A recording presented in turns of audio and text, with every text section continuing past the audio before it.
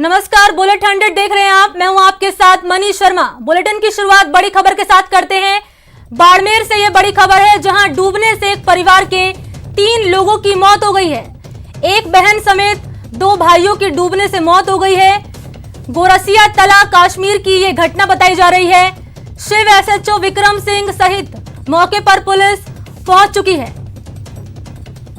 जानकारी के मुताबिक 15 फुट गहरे पानी की डिग्गी में डूबने से 2 मासूम समेत एक किशोरी की मौत हो गई। ग्रामीणों की सूचना मिलने पर शिव थाना अधिकारी विक्रम सिंह सांधू समेत पुलिस टीम मौके पर पहुंची और शव को अपने कब्जे में ले लिया। शव को बिहार अस्पताल में लाया गया, जहां पोस्टमार्टम के बाद शव को परिजनों को सुपुर्द कर दिया जाएगा। घटना की जानकारी मिलते ही गांव में शोक की लहर छा गई।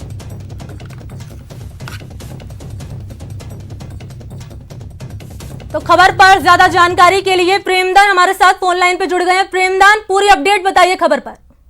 देखिए मैं बताना चाहूंगा कि ये बाड़मेर जिले के शिव थाना क्षेत्र के ये कश्मीर के गोरसिया तला गांव की घटना है, जहां पर कुएं के ऊपर पानी की डिग्गी निर्माण किया हुआ था। यहाँ पर 2 मासूम बच्चे थे, एक 15 साल का था और एक 11 साल का था। वो दोनों मासूम बच्चे नहाने के लिए उस डिग्गी में उतर गए, जिसे डूबने से उनकी मौत होगी। तो मौके पर बहन खड़ी थी जो 18 साल की थी। उसको जब डूबते हुए दोनों भाइयों को देखा तो वो बहन भी उस डिग्गी में उतर गई उनको बचाने के लिए, और वो बचा नहीं पाई और वो खुद भी डूबने से उसकी भी मौत होगी।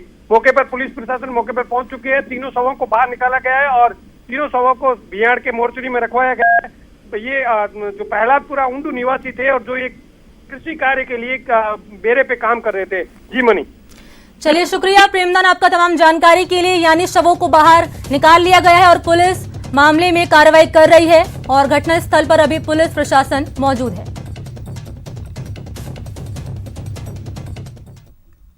अब आपको दिखाते हैं विदेशों में पाकिस्तानियों की करतूत को कैसे मिला करारा जवाब। कैसे पाकिस्तानी भारत के खिलाफ विदेशों में नापाक चाल चलते हैं, भारत को बदनाम करने के लिए साजिश रचते हैं, लेकिन हर बार पाकिस्तानियों को मुंह तोड़ जवाब मिलता है और दुनिया के सामने बेनकाब होते हैं पाकिस्तानी। देखिए कैसे जर्मनी में एक भारतीय नागरिक सैकड़ों पाकिस्तानियों पर भारी पड़ा। अकेले ही सैकड़ों पाकिस्तानियों को करारा जवाब दिया। स्वतंत्रता दिवस के दिन फ्रैंकफर्ट में पाकिस्तानी और चरमपंथी खालिस्तानी गुट के समर्थक भारत और भारत सरकार के खिलाफ नारे लगा रहे थे। उसी दौरान 15 अगस्त के कार्यक्रम के बाद घर लौट रहे प्रशांत वेंगुर्लेकर नाम के एक भारतीय ने पाकिस्तानियों के जुलूस के बीच तिरंगा फहराया, पाकिस्तानियों को करारा जवाब दिया। प्रशांत को अकेला देखकर कुछ पाकिस्तानियों ने उसे घेर लिया, लेकिन प्रशांत पूरी निडरता के साथ पाकिस्तानियों के बीच डटे रहे और सारे जहां से अच्छा हिंदुस्तान हमारा गाया। इससे पाकिस्तानी तिलमिला उठे और उन्होंने प्रशांत पर हमला कर दिया। उनका मोबाइल फोन छीनने की भी कोशिश की, लेकिन कामयाब नहीं हो पाए। पुलिस की दखल के बाद हालात सामान्य हो गए। इस घटना के बाद प्रशांत ने न्यूज 18 से कहा कि वो ऐसे देश विरोधी ताकतों से लड़ते रहेंगे और इस मामले को भारतीय दूतावास के सामने भी उठाएंगे। मैं प्रशांत वेंगुर्लेकर, मैं यहाँ जर्मनी फ्रैंकफर्ट के पास रहता हूँ और मैं प्रोफेशन से सिविल इंजीनियर हूँ। स्वतंत्रता दिवस पे मैं गया था फ्रैंकफर्ट हमारे एम्बेसी में।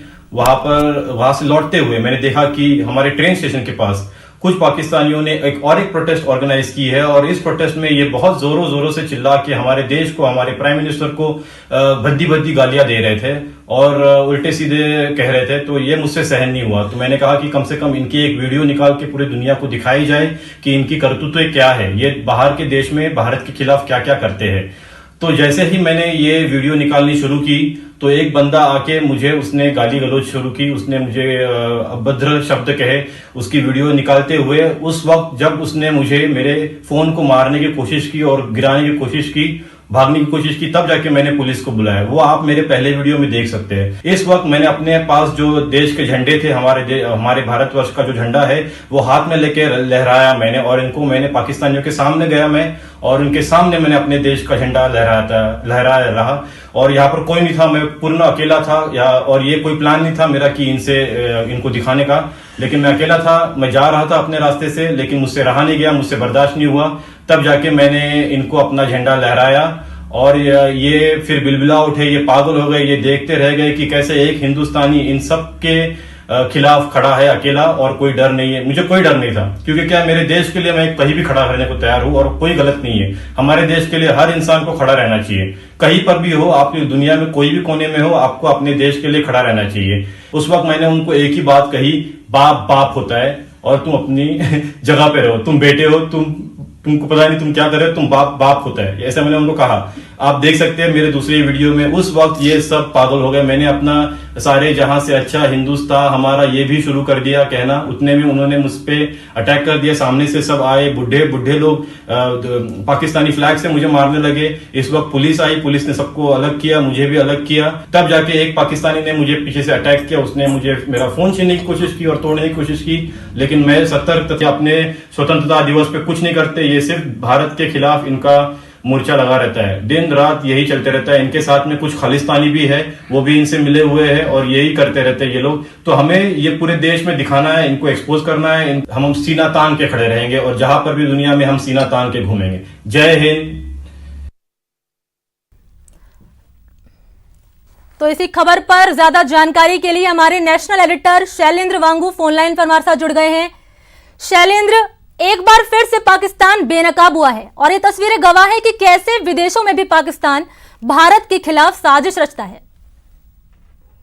बिल्कुल मणि, ये अपने आप में एक मिसाल है जहां पर एक भारतीय ने अकेले खड़े होकर इतनी बड़ी तादाद में पाकिस्तानी और खालिस्तानी समर्थकों का मुकाबला किया है। और वहीं साथ ही साथ जिस बात ध्यान देना चाहिए वो ये है कि पाकिस्तान लगातार कश्मीर और खालिस्तान के प्रोपेगेंडे को विदेशों में इस तरह के आयोजन कराता रहता है। ये पहला इंसिडेंट नहीं है, इससे पहले भी हमने देखा है कि पिछले साल यूके में इंडियन हाई कमीशन पर हमला किया गया था।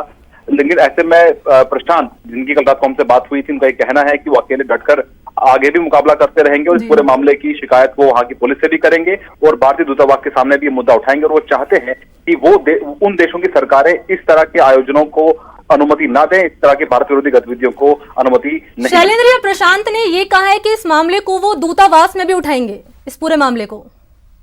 बिल्कुल, जाहिर तौर पर इस पूरे मामले को दूतावास के साथ सामने उठाया जाएगा प्रशांत की तरफ से। और प्रशांत का ये मानना है कि हालांकि भारतीय दूतावास ये बात उन सरकारों के साथ पहले ही उठा चुका है कि पाकिस्तान इस तरह के प्रोपेगेंडा के जरिए भारत को बदनाम करने की साजिश रचता रहता है। हमने 2 दिन पहले ये भी देखा था कि किस तरह से पेरिस में रेफरेंडम 2020 को लेकर कार्यक्रम किया, इसमें मात्र 2 लोग पहुंचे थे, लेकिन उन पर कोई रोक टोक नहीं है। तो ऐसे में उन देशों की सरकारों को भी ये समझना होगा कि ये सिर्फ पाकिस्तानी की साजिश है, पाकिस्तानी प्रोपेगेंडा है। और ऐसे में उनको ऐसे 15 अगस्त के दिन ही इस तरह के प्रोसेशन निकालने की अनुमति नहीं मिलनी चाहिए। चलिए, शुक्रिया शैलेंद्र तमाम जानकारी के लिए।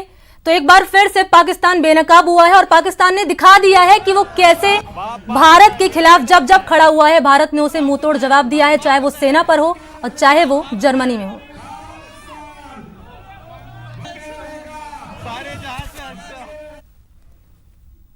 चलिए